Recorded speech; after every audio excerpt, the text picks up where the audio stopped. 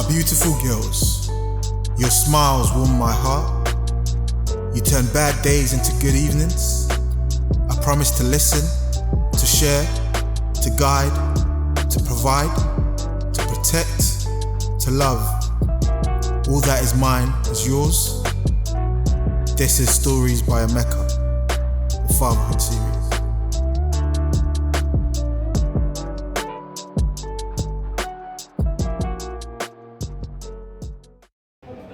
No pressure. No pressure. You're getting the power, but just need that height, isn't it? Yeah. But yes, Marvin. Bro, great to meet you, man. Yes, appreciate your time, man. Thanks Pleasure for to coming be through. here. Welcome to Fatherhood Conversations. Appreciate it. You know, so today we're gonna just see what you can do on the golf course in terms of the longest range, longest drive. We've got a leaderboard going. See, I'm competitive. I'm trying to get your yards. Okay. But from what I've seen from myself so far, So we've got Lee, who's, in terms of my guess, 195. The lowest is Bola, who's on 92. So minimum target is 92 yards. I can do that. And then if you're ambitious, 205. 205. But we'll see what you'll say. Looks like machine says that I'm up first. This you? Yeah. But I'm going to ask you some questions to start off with. Firstly, how many kids do you have? And the second question is 3 words that describe you as a father. So when you think of yourself as a father, what are the 3 words that come to mind straight away? Yeah? Cool. So in terms of how many kids? Yeah? 3. 3 kids, yeah? So oldest is 13, then 6, then 11 months. Yeah. 3 words that describe me as a father. So now I see why you get 205. I need to hit the ball first.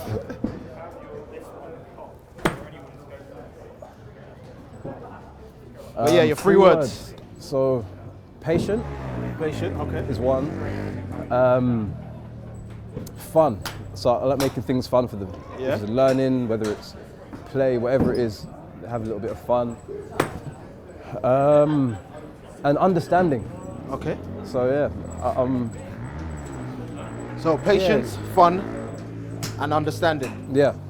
So if you had to put that in order, which one are you putting as the most important to you? I know they're all important to you, but which one would you put at the forefront?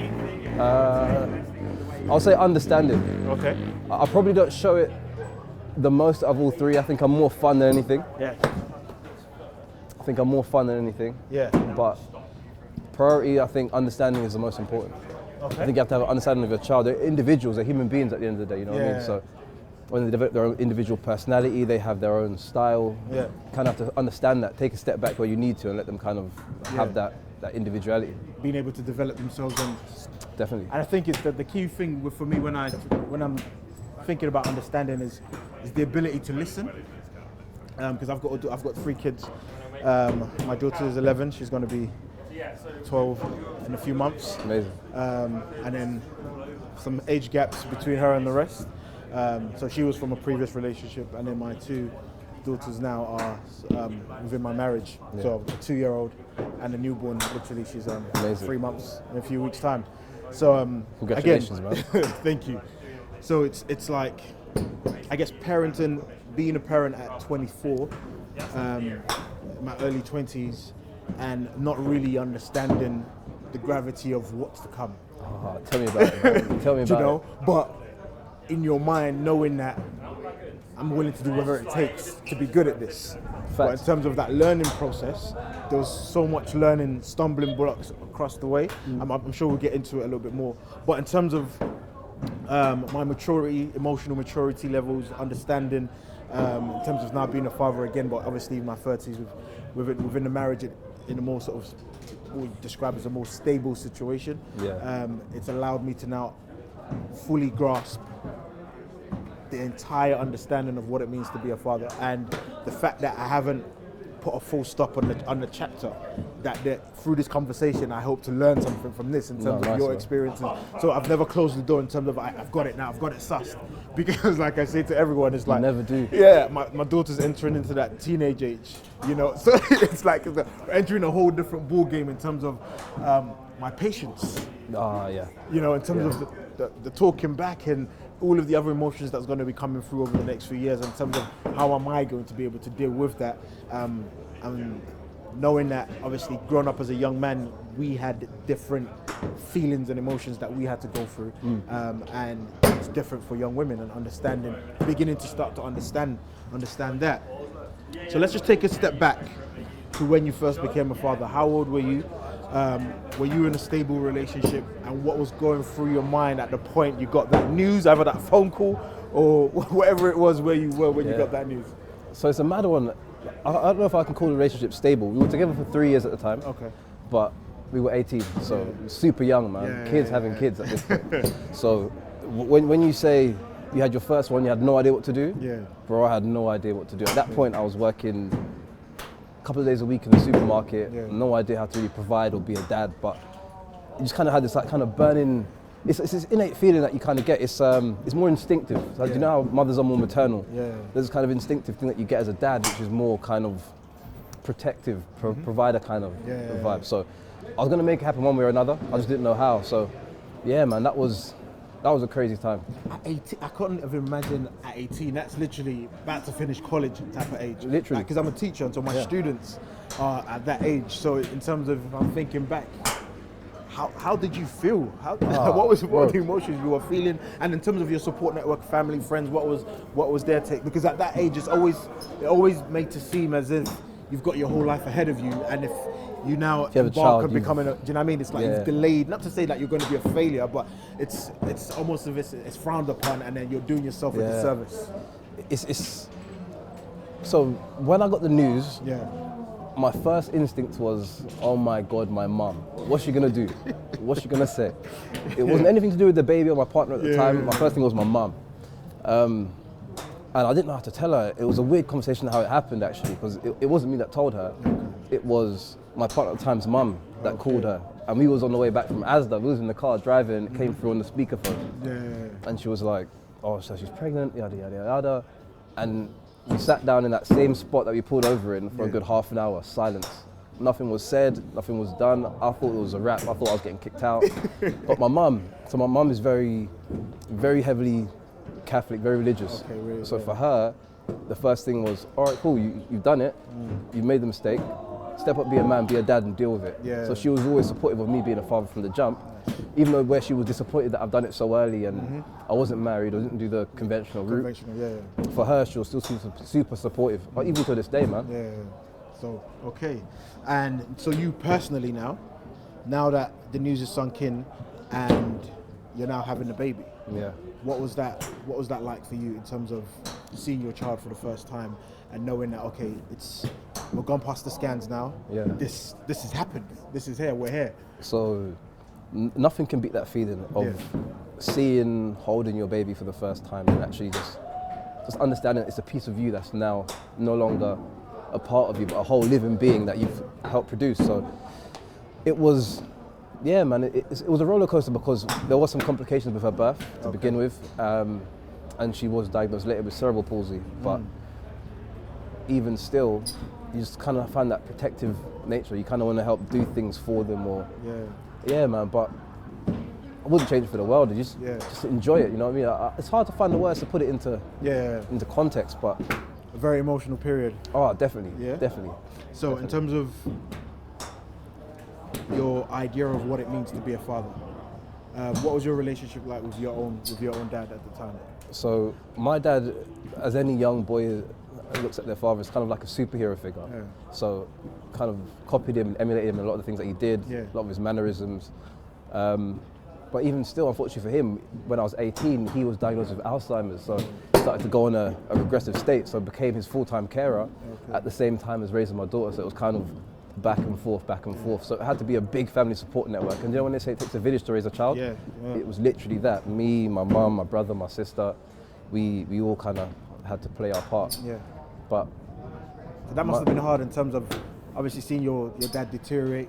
Yeah, definitely. Because of that. And so would you say before all of that you had a good relationship with him? Yeah, definitely. Yeah. And it's a shame because you remember all of the kind of the core memories, but then when you get to an older point and you start to have children of your own, you kind of want to reach out to your father and ask him questions as a father. Exactly. It's like, how do you do this? How do you do this as a dad? Or grow up to be a man in general, you kind of just want to ask him how you kind of navigate manhood or do certain things. I didn't really have the access, so it kind of left it up to me alone to be able to navigate that kind of just from my own experiences and where I thought it would take me. So yeah, man. Yeah. So were there any other sort of figures in your life that you could look to and say, you know what, I appreciate this person's values and how they are raising up their children, or even how they've treated you over the years, and in terms of helping you during those processes where obviously it was limited with what your dad can do for you? Yeah, definitely. So there was one mentor that I had. Funny enough, I met him through church. Funny enough, it was a friend of my mum. Yeah. Him and his wife were good mentors to me, and he's now a godfather to my oldest daughter. Yeah. But he showed me a lot around how to navigate and just someone to look up to and be a father figure that is just in your life just for the good, man. Just to show you the ropes a little bit. Yeah, no, because I feel like for me personally, it's having so many different sort of fathers around me. But at 24, again, not doing things. Was he one of the first of your group? Yes, actually, I think might have been the second actually. But that feeling of I need to switch on, like this playtime's over. Yeah. That was the attitude. So, for instance, getting a second job, making sure that typical thing in terms of as men, you want to be able to become that breadwinner, make sure that the family that you're about to build is well taken care of. 100, man. You know, at the point of you mentioned sort of the diagnosis, cerebral palsy. Did you know about that before the birth, or was it after the birth that you guys? You know what? She wasn't diagnosed until she was about 5, maybe 6. Okay. It was back and forth to and from doctors, physios, this, that, and the other, and it was a CT scan? It was some sort of scan that they kind of do later stages of investigations that picked up some brain damage, and they couldn't tell if it was done in the womb or during birth or whenever. But she wasn't diagnosed until she was about 5 or 6. Okay. And so with that diagnosis, what kind of effects, for those that don't know much about cerebral palsy, how does it affect her? Well, it affects a lot of people in different ways. For her, it was more fine motor skills, picking up things, using her right side. She's left-handed, left-footed. Her right side was a lot weaker, and it grew at a different rate to her left side, so she used to have like a slight limp. Yeah.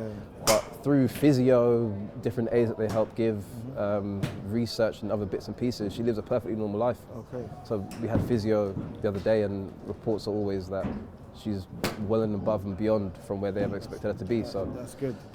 Can you thank God, man? But at the same time, it was difficult because getting the diagnosis, it's like you get hit by a train. It's like, oh, now my child can't do a lot of the things that I want them to do for themselves, or they can't do things that they want to do for themselves. But one thing that I had to learn, and I had to learn it from my daughter herself, to be fair, is even though I was upset and in pain from her diagnosis, it was her. That's going through this.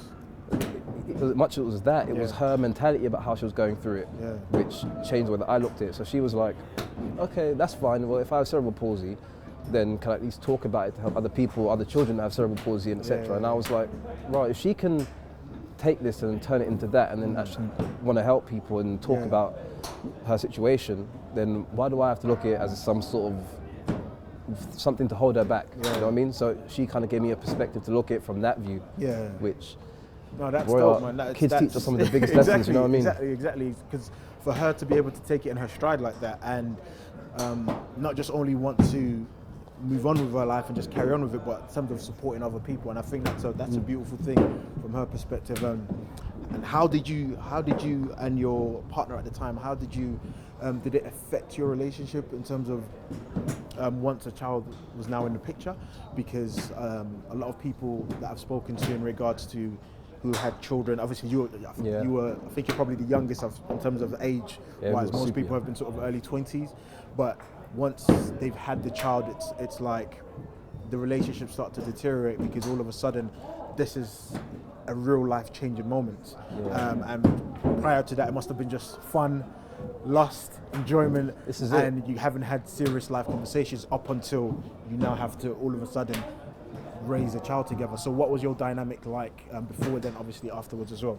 Before, it was literally just that. It was a lot of fun, a lot of just taking our time, doing what we want to do. You have the freedom to explore and do whatever. Yeah. All right, that one travelled. Yeah, I'm looking for that height as well. But after we had her, it did change because neither of us were really ready to be parents. Yeah. Like even now that I'm 30 plus and have me and my partner now have a son, we're still learning some new things now which we didn't know or didn't take on board. Yeah. You know, all that time ago. But how did it deteriorate? I think it was a thing from my side.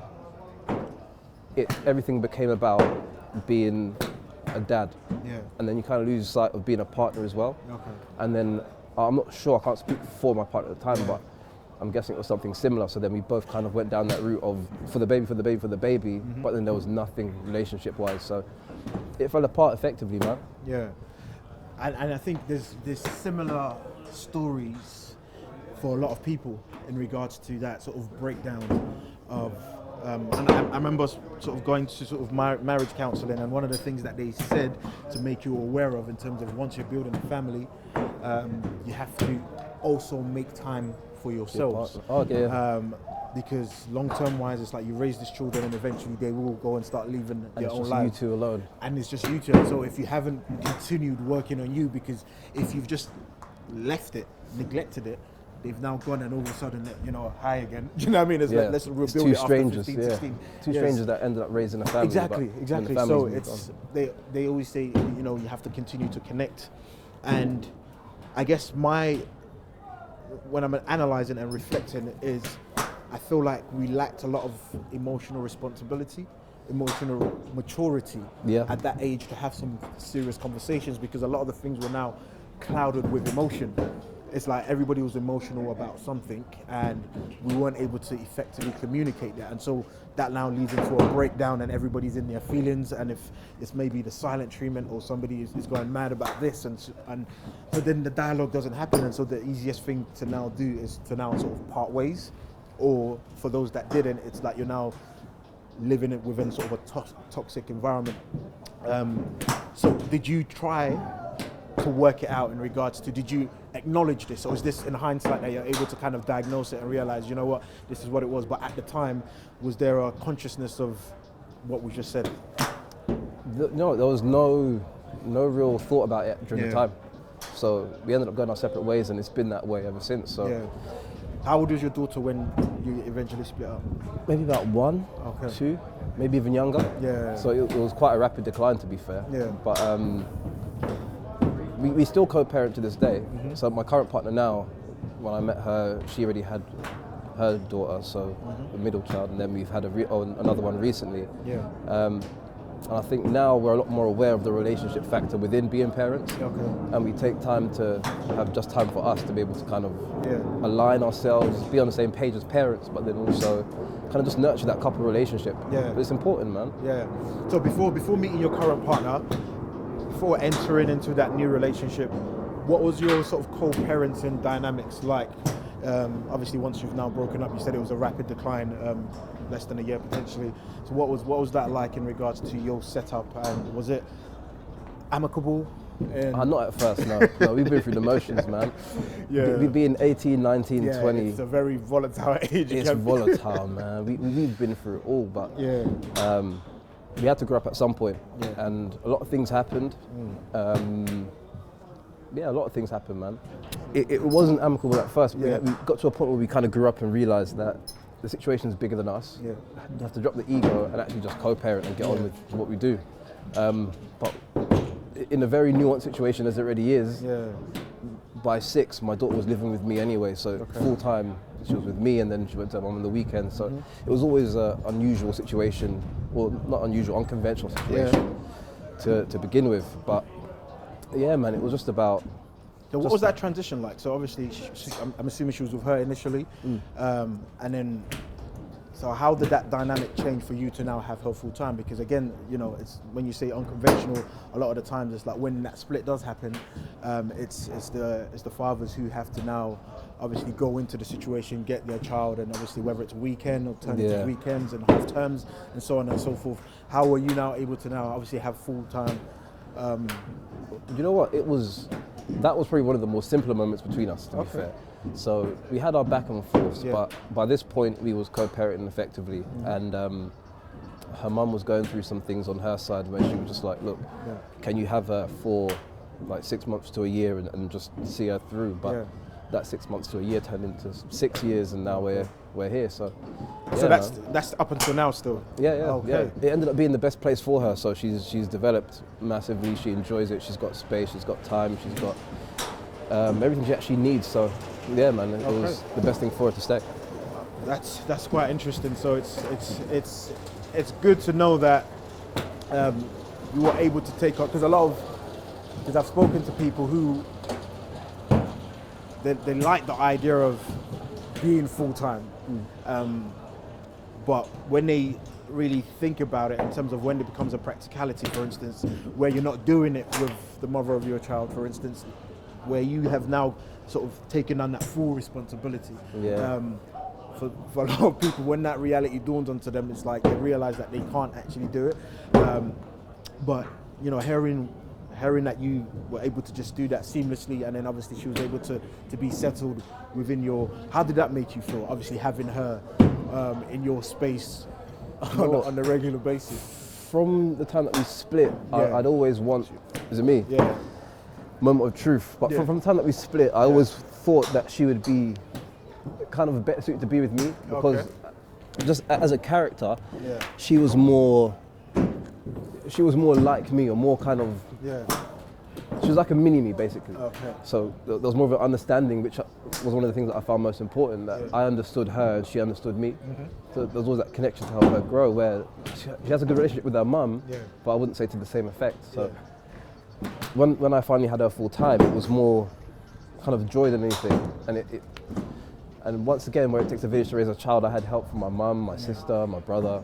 So I couldn't really complain, man. Yeah, no, it sounds good. Let me let you take your shots. Let's see what I need all the concentration I can get, man. Exactly. Tiger Woods. Let's see. Where's this one going?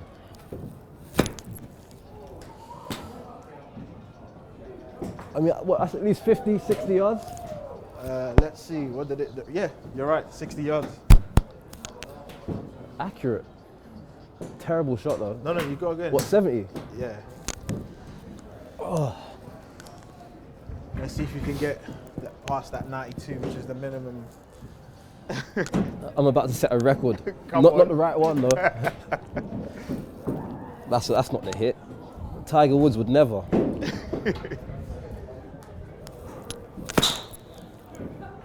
That's not the one. Trying to do what he did. These men have been at it for years, so. 70, 60. I don't think it registered that last one, you know. I have to do that one again. No. Lucky me, man. Thank God. That wasn't going anywhere. So let me try this high one. See if I've learned anything from my good friends.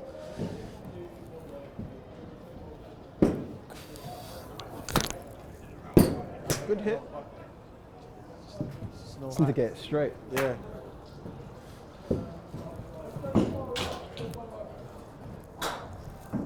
Do me another favour. Yeah. It's saying try again. I hit them so bad that they weren't even registered. That must be a first, man. Yeah, trust me, it's not the first time. It's not the first time. I'm setting records.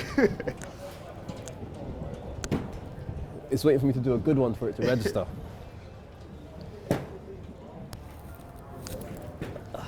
Strike one.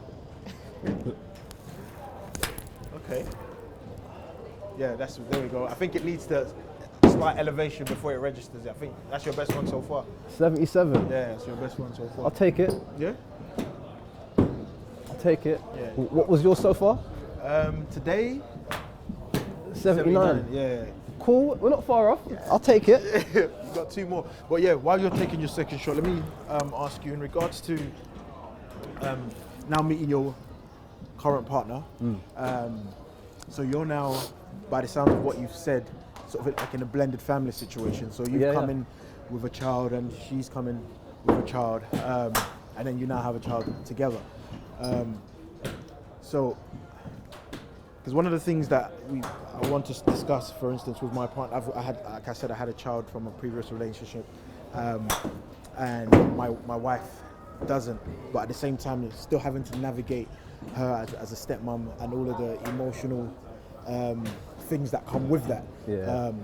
And I say to people in terms of, sometimes when you're getting into a relationship and somebody has a child, it's like, again, I always say that there's some conversations that are not being had in terms of, and what I mean by that is when you're in the situation, you realize that, okay, I didn't even know this is a conversation to be had, because you're now presented with a situation and it's like, oh, this is an issue. But when you're dating, it's like no one fully really understand what does it mean to be with somebody with a child in terms of responsibilities. On a very superficial level, I have to cancel our dates and that because I need to go and pick up my child. Do you know what I mean? So everyone's aware that you might have those kind of fatherly responsibilities, and that's on a very superficial level. But then in terms of on a deeper level, when I'm talking about bringing the families together, we're talking about discipline. Do you know what I mean? How does my wife now having to be a stepmom, how does she now navigate through discipline, especially when my daughter might be in the wrong for something, and navigating through those sensitive topics. So for you, sort of coming together, initially sort of doing your courting stage and dating stages, and obviously you both know you both have children, was that more ideal for you, that this current partner has a child as well, because they have a level of understanding? Definitely by far, because especially when my daughter lived with me as well and I was a full-time dad, it limits a lot of availability to do things. So going out, dates, all the rest of it. And we both understood that, because she was a single mom, I'm a single dad. So I think that definitely made it easier for us both to understand where each other's coming from. And understand each other's situation, that we have to co-parent outside of the relationship as well. So where, you know, people, especially this day and age, it's funny about talking to your ex or this, that and the other. There was like, well, cool, I have to talk to my ex because we have a child together, so we're raising a child. So okay, yeah, me too. So it was kind of just like middle ground. The fact that there's the me too, I think that probably makes it easier, if that makes sense. Yeah, by far. Because when you don't have a me too, for instance, and there's this energy of having to be in constant communication for whatever reason, and that might be a problem. So for instance, I've had a conversation with a few people where, let's just say there's parents' evening, and you pick up your daughter, and for instance, her mum doesn't drive, but we're all going to the school. Does she get into the car? Or do you say to her, oh, you need to make your own way? Do you make your own way there? But you have to now think of from the child's perspective as well, in terms of why can't mum just get in the car? But are you doing that because you're trying to not upset your current partner? So these are some of the conversations, for instance, that appear. But with you've now said, obviously, because you can both say me too, so it's like it almost makes it slightly easier. Whereas when the other person who doesn't have a child comes into the situation, it's like they don't fully understand that, and I feel like that's what makes it a lot difficult for people who don't have a child, who are now dating somebody who came into the relationship with a child as well. So there's a lot of adjusting, because you're taking on a child as well that you haven't met from birth. You're coming into life at a certain point, so they've already got their ways, their habits and everything and set in stone. So if you have your way that you want to instill in the children, you can't do that straight away, because you've got boundaries that you have to respect with the dad or the mum, or you have to play that step-parent role, right? Which is, it's different. And so for you coming together, obviously, like you said, in terms of your children, they've got their own identities and you've got your styles of parenting, and sort of coming together within that. What sort of conversations did you have, or was you like, you know what, we'll figure it out as we go along, or were you more sort of conscious about having specific conversations in terms of how are we going to do this and how do we make sure we're doing it effectively? Do you know what? Credit to my partner, because it's actually her idea, but she kind of initiates the conversations a lot more than I do. Okay. And she will kind of put forward and ask me what boundaries are there for this, that and the other, and it's like, oh, okay, cool, so I didn't really think about this, but let me think about it and let you know. Yeah. And it's the same for her, so it's like she's just very open and honest with a lot of her feelings and things like that, which have made it easier to kind of create those boundaries and how we navigate between discipline across children, so like step-parent to stepchild, discipline in that way, how that looks, and just trying to be fair, man. Yeah. And in terms of obviously having to deal with previous partners, because again, sort of on both sides, both sort of co-parenting, has there been sort of any issues, or in terms of you might be in your feelings in terms of a specific situation? How do you sort of navigate your feelings around that? Do you have boundaries around sort of dealing with exes? Is it sort of platonic around just the children only and nothing else type of thing? Because again, they're constantly in your lives, and so just trying to maintain sort of those barriers where, you know, people are not getting overly comfortable, or maybe not necessarily your partner, but understanding from that perspective over there, you know, because you can't control what's happening from the other side coming in. So do you have those conversations in terms of, okay, listen, let's make sure that we're both on the same page here? For sure. So I think there has to be a level of respect that you have for your ex-partner, because they're the mother of your child, or for me anyway, the mother of my child. So there's a certain level of respect that I have to have and remain amicable, but there's lines that we don't cross, which is like just becoming over familiar in conversations about things that just are absolutely irrelevant and not necessarily child related. There might be times when it's like, oh cool, how are you, how's it going, etc., etc., but there's nothing really much beyond that, because we're not actually friends per se, but we both have a duty of care to look after. If she asked you a favour, for instance, to do something that's not necessarily to do with your child, are you more inclined, like just being a nice person, to say, you know, this is not an issue, like I'm secure in my relationship with my partner? Are you more inclined to do that thing, or are you more, you know what, this is something that potentially might upset my current partner and I just can't do it? If it's a favour, I'd definitely speak to my partner now about what it is before I actually agree to go and do it. I think that's the least I can do. But yeah, man, it's 13 years deep now. We're well past the drama and all the rest of it. So there's a lot of newfound maturity that we have going into the situation where we can talk things out, and her and my partner get along. They speak all the time about things. So has it always been like that? Yeah, from the start. So, as in terms of both of them. Yeah. They've never clashed on anything. It's been pretty cool with them too, because the way we went about our relationship was gradual. It was organic but gradual. So we didn't rush in and say, here's my children, meet the kids and all the rest of it. It was more, just took our time, got to know each other, and then kind of spoke about when's the right time for us to kind of introduce each other to the kids, or let the kids know about each other and all the rest of it. Because as much as we're looking at our relationship and our dynamic, we've got two not single children, what do they call them? When you're only child. Two children who are only children, and they're coming into a situation where they're going to have a sibling. One's going to have an older sibling, which she never had before, which is going to be completely mind-blowing. And then one's going to have a younger sibling, which she's always wanted, but it's not a baby, it's a full-grown child. So yeah, there was all those things to consider. So we just took it slow, man. And in terms of, I guess, when you both have your own children together, for instance, you've got a child together, how do you make sure that there's inclusivity and no one's made to feel excluded in a way, if that makes sense? Making sure everyone's treated sort of equally within your household. Is that something that you're conscious of as well? Oh, very, very. Yeah.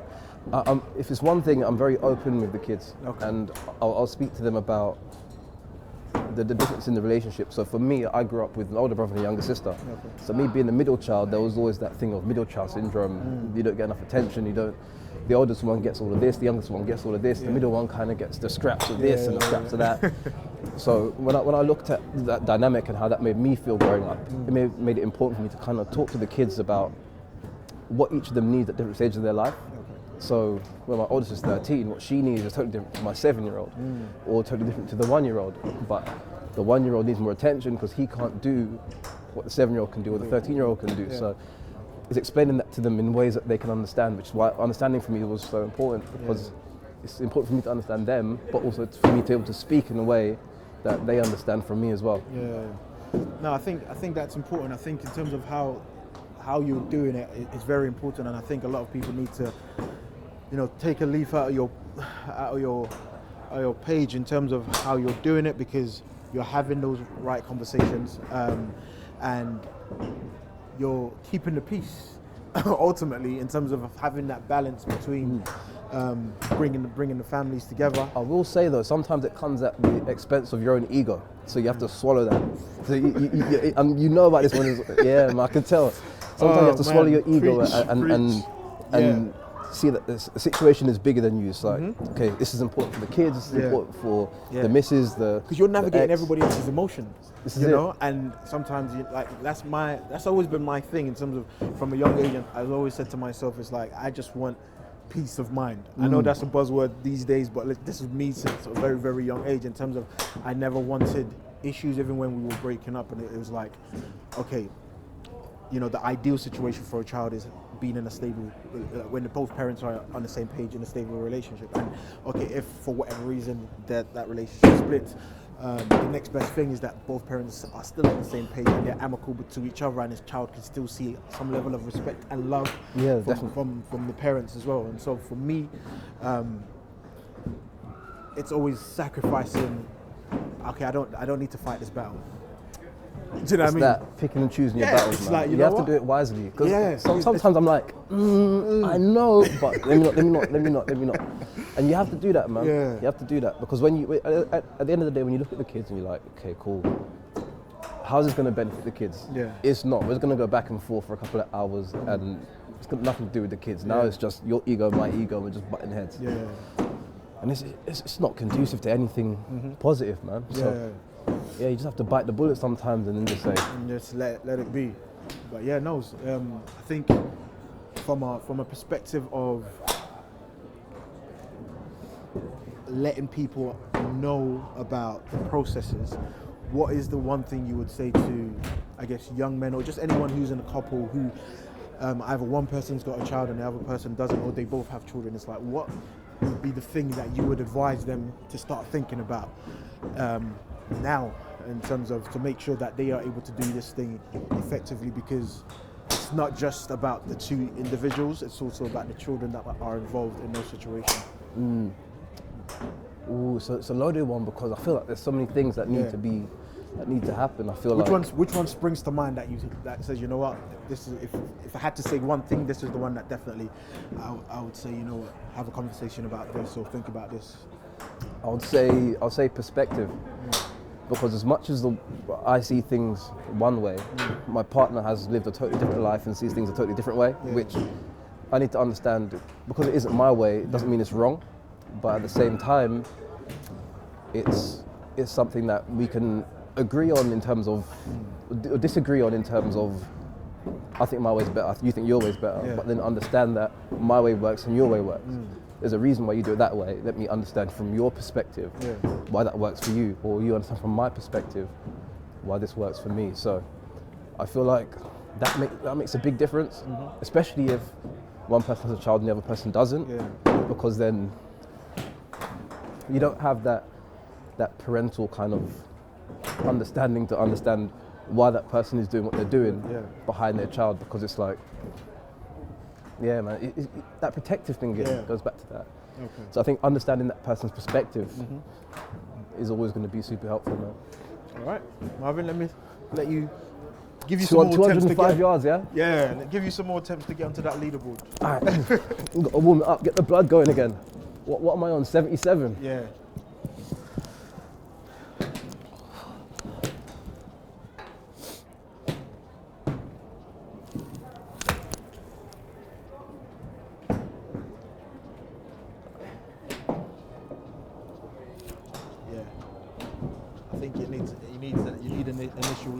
first. For real. I thought that one was good as well. Yeah, it went somewhere, but That might have been my 92. Okay.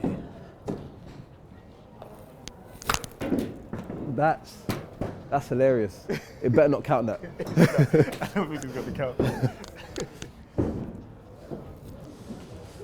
Okay.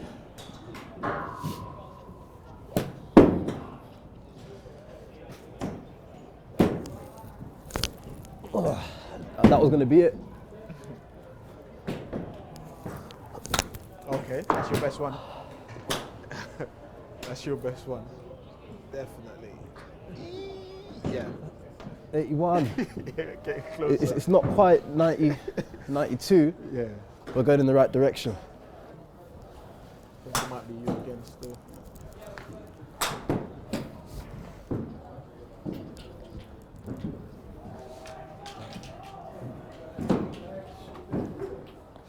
Yeah. I'm up again. Shot, yeah.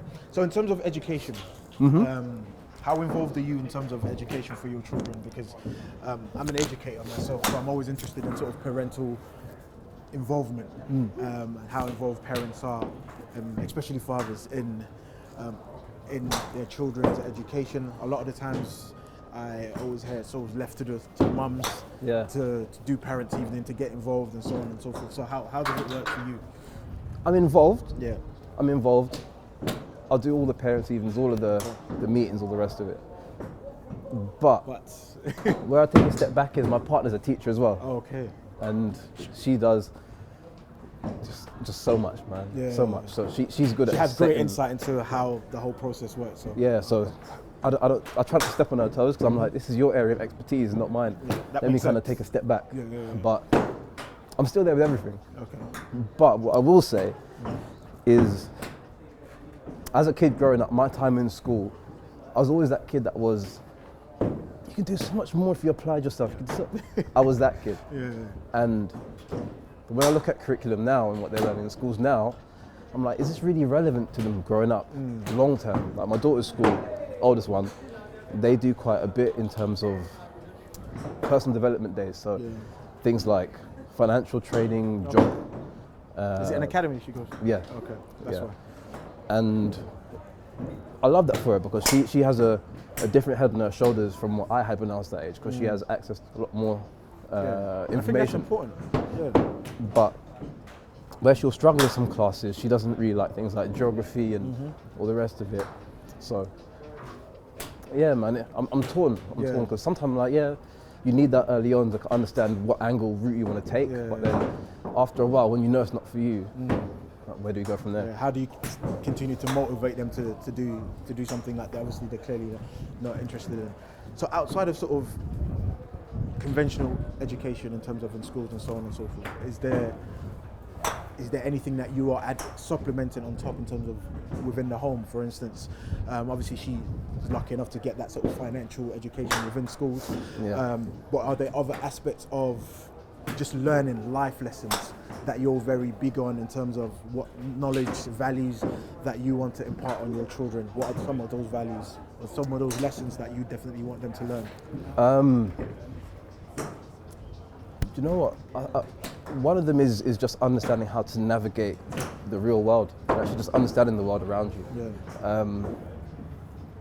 One thing I love about my kids, especially the oldest two, is that they'll talk to anybody with confidence. And there used to be this whole thing, when you speak to an adult, speak like this. When you speak to your peers, speak like this. But both of them will speak to adults with confidence, or their peers with confidence, or younger children with confidence, and there's no real fear or boundary. And even sometimes when they've done something wrong and I'm correcting them, and I might be wrong in correcting them, they'll correct me whilst I'm trying to correct them. I'm like, okay.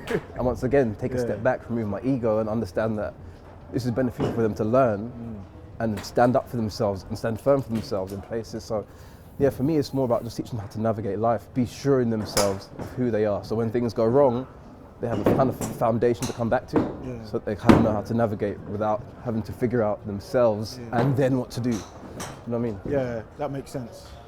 Marvin, you need to take some shots because you need to beat I need to get 92. two. I need to beat 205.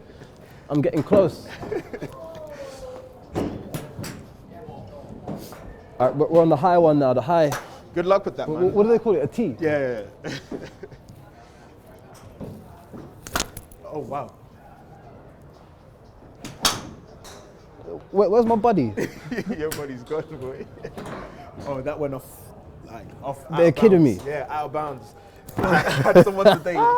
We had mad wind this morning, and it took him about 15 shots before he registered the score because of the wind was literally just taking That's it mad. out of bounds. Literally. I can't believe they violated me like that. Yeah. I was proud of that one as well. Yeah, I looked at it, I was like, probably and to change my angle, line up this way a little bit.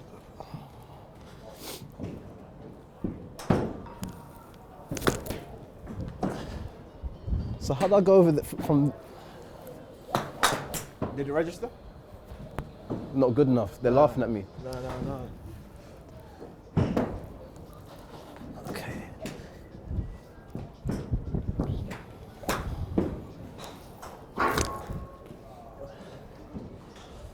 That's going out of bounds as well, isn't it? But yeah. Close but no cigar. Yeah, keep going. Give me a break. I'm finally catching them decently. Yeah, but it's just now. I Hit guess it straight. Yeah, hit it straight.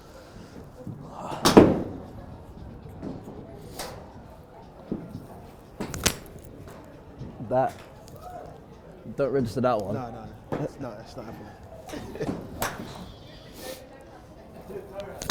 Okay, that might be the one. So that's.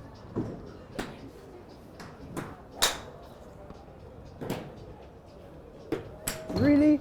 81? That's got to be at least a 90 something. 81. You need one of those again, but with more power. More power.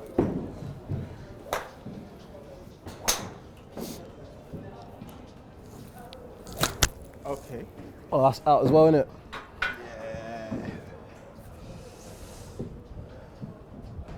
Yeah. Hit somebody. Ouch, that's gotta hurt. All right, cool. One more. Registered See if a I big can shot. Join you lot on this leaderboard.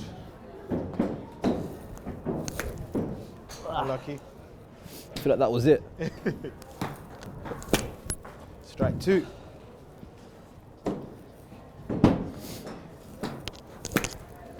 Three.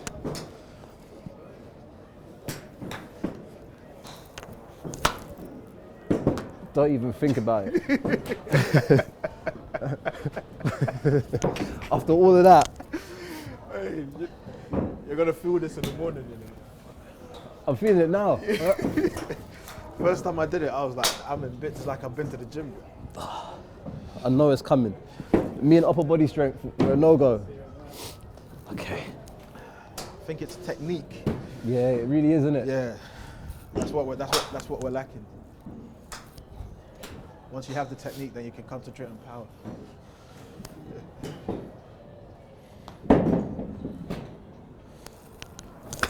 Okay, that's not too bad. Don't even. Out of bounds. Final score. Say nothing. I'll take it. 81. I told you I'm setting records. It's going to be for the shortest distance, but I'll take it.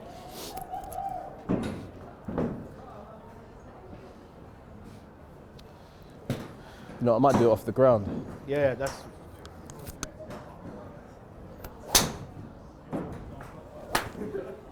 Fuck. Fair?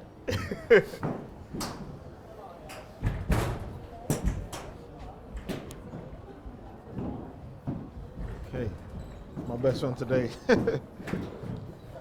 Not bad, not bad. Yeah, so I don't even know how you even hitting off these because I'll just be swinging all day.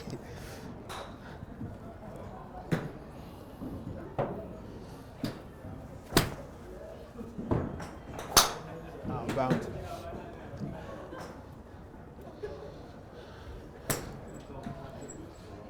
So in terms of I guess, what does success look like for you in terms of fatherhood when it's all said and done? how would you look back at everything that you've done and say, you know what, I've done the best that I can, and you know what, this is what success looks like for me, for myself, for my family, and for my children? Success for myself, first of all. Shooting at me, man.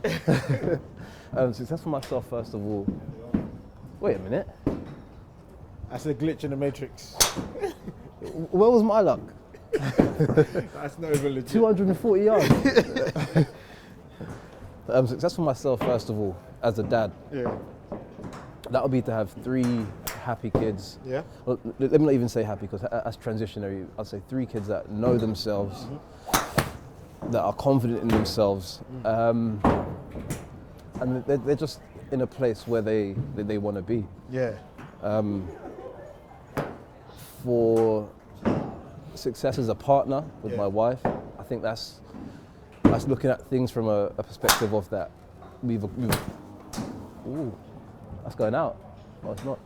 Did that go over? No. With my partner, it's more looking at things from a perspective of we've managed to help our relationship be steady and then still grow as a couple whilst raising the kids. Yeah. And as a family overall, how would I put it as a family?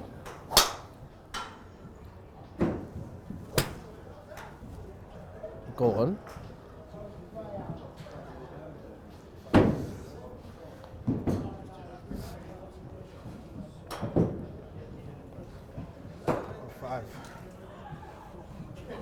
Yeah, you're saying as a family overall? As a family, just to be a close unit, for us to be able to communicate, understand each other, be there for each other. I think that's successful for me, man. That can't go understated, because I think that's an important thing, you know, especially in this fast-paced world.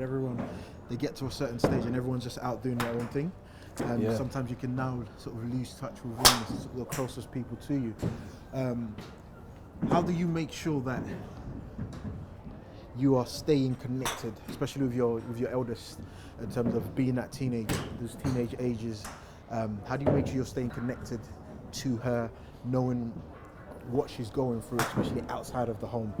You know, because secondary school, we've been there. It could be a whirlwind of many emotions, bullying, depression, so many different things are happening at that age, especially for young girls as well. So what are you conscious of this age, and what are some of your anxieties, and how are you sort of trying to navigate around that? This is something that I'm constantly thinking about. Obviously, my daughter now coming into teenage ages as well. It's communication is key, and I think a big part of communication for us as parents is just listening. Yeah. So your kids will tell you exactly where they are or how they feel about things, even sometimes indirectly, or they kind of just go around the houses about it. But if you listen hard enough or listen attentively enough and understand your child, you'll be able to pick up on cues, kind of ask other questions, dig a little bit deeper in certain areas. Yeah. And I think it's important for us to be able to give them a safe space to speak without us reacting. Whether it's an overly positive reaction or a negative reaction, I think we just need to give them the space to be neutral and just say how they feel. One of those for me was speaking to my eldest daughter about crushes that she has in school. And it's like, how are you dealing with that? Yeah, and then asking her if it's boys she has crush on, is it girls she has crushes on, that sort of thing. So, but yeah, it's been able to have those conversations and kind of just. So when you're having them, you're not freaking out about it? Are you just trying to maintain your composure? I'm bricking it. Are you maintaining the composure in front of her at least? Yeah. Or is it total meltdown in front of her? Through years and years of sales and keeping a poker face, I've learned how to kind of just keep it blank. Inside you're like, oh my God, like swallow me up. I'm melting down, man. I'm just having a complete and utter meltdown internally. It's like, my daughter likes boys. What am I gonna do? And being a man and being a boy myself that grew up into a man, I know how boys stay, man. I know how to, you know what I mean? So I'm like, it's tough. Yeah. So it's Are one of you those. now more in the vein of, okay, so this is happening, let me give you as much knowledge and clue you up much as possible. Yeah, for but then also still setting that boundary with her. It's like, don't play with me because it's still, at this point, still 11, 12, so yeah, don't run around thinking it's okay to go out and Yeah. speak to loads of boys and this, that and the other. Yeah. Take it step by step. So you have a curiosity, let's explore that and understand where that feeling comes from. So hormone changes, puberty, etc., etc. And then let her understand that things happen over time. So because you have a crush today doesn't mean you have to go and find a boy to go and kiss today. Yeah. I mean, you'll understand things as you grow and get a bit older, but just painting that picture for her so she understands the why behind it, man. I think giving them the why is more important than the information itself sometimes, because how many times have you been told, do this, do that, do this by your parents, and then like, I don't even know why I'm doing this, but I'm doing it anyway. Yeah. And you don't really take the lesson from it, but then when you understand why, it just resonates and just clicks so much more, man. Yeah. But yeah, difficult conversations. Yeah. Tough one. it's very tough, but like you said, we might be bricking it inside, but we have to maintain composure and make sure that we're part of that communication, because you don't want that to be happening outside of your home and you're not clued up about how they're feeling and some of the things that's going on, because you know the outcomes for those could be even a lot worse, isn't it? Yeah, this is it, man. You easily have negative influences outside the home, or people that they can go to that might give them just wrong information. Yeah. You got 2 minutes. Is it me? Yeah. It doesn't matter. Let's just get you. Oh. So yeah, man, it's a tough one. Yeah. But it has to be done. Things have to be said. You can't shy away from the difficult conversation. Yeah. Difficult conversations must be had, but Exactly. they're definitely not easy, man. I'll say that.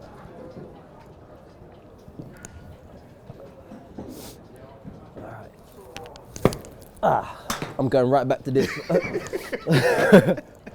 Well, you act like you haven't been missing from those as well. Not like that. I was about to dig a hole. I was using like a shovel, you know what I mean? It's like.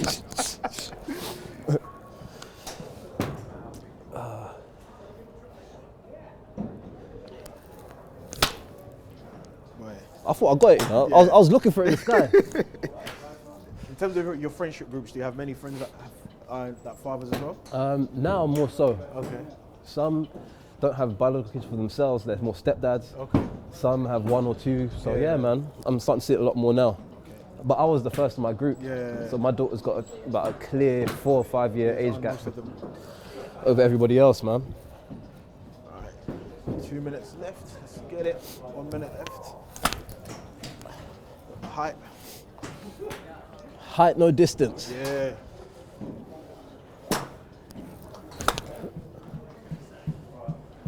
Did that register? 25 yards. I need to beat this. This 92. Right. You got 40 seconds, mate. It's not gonna happen, is it? It's the taking part that counts. I knew I was setting records when I came. Just not this one. Are you sure you don't want to move to the black? Do you know what? I might have to, you know, because it's just really not happening, is it? 20 seconds. Oh my God. Has he done it? Nah, that's out of bounds, isn't it? It's happening again. Yeah. 10 seconds. Let's go. Let's go. Okay. Let's see. That might be the one. You have done it in the last minute? Come on. Come on. Oh, hold on. Wait a minute. Time's up.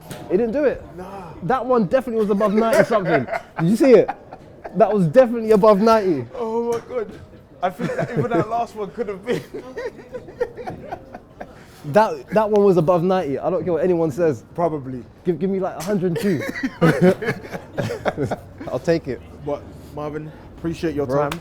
Thanks for having me, Thanks man. for coming, man. Appreciate your knowledge, your wisdom, and for you to sharing your story, man. No, happy to anytime, man. Yeah? Pleasure to meet you, man. No, keep doing what you're doing, and yeah, let's just keep having this open conversations and continue to break down this negative narratives that fathers are not doing what they're supposed to do. I don't want extra praise. Oh, man. This is just what we're supposed to do. I know so many fathers doing above and beyond, man. You I'll know? tell you that. So Yeah. Just need to get them out there. Exactly. Again, thank you very much, man. That's all love, man. Appreciate it, brother. Thank you. Thank you.